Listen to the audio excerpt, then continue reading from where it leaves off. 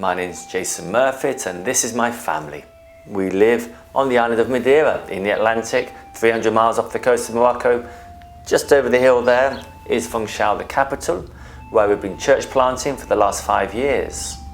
The Lord has given us now this piece of land where those containers are.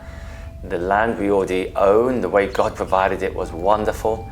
We have 5 containers and we would love to turn those containers into our home and construct them together. We have planning permission already to put them on the land right there, just to the side of our water tank.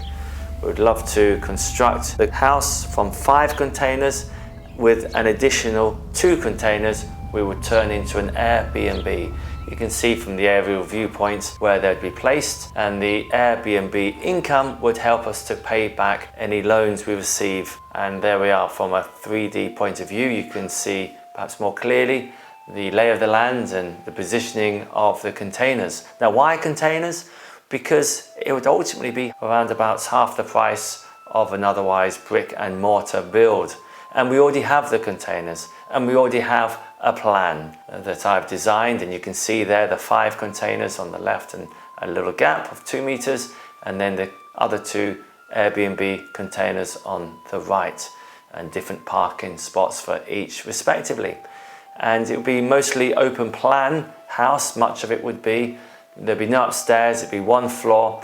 And I'll show you some containers that have already been developed elsewhere. And you can see on the inside, they look like regular houses, and on the outside too, because they'll be insulated inside and out, and they'll have a roof on top. So they'll be cold when you want them cold, and they'll be hot when you want them hot. They're easy to cool and easy to heat. And with all the mod cons that you'd have in a regular house, and the build wouldn't take many months at all once we got started, but we would have to start before the end of this year, or we will lose our planning permission and have to apply for that again, and it could take up to 2 years to receive new planning permission.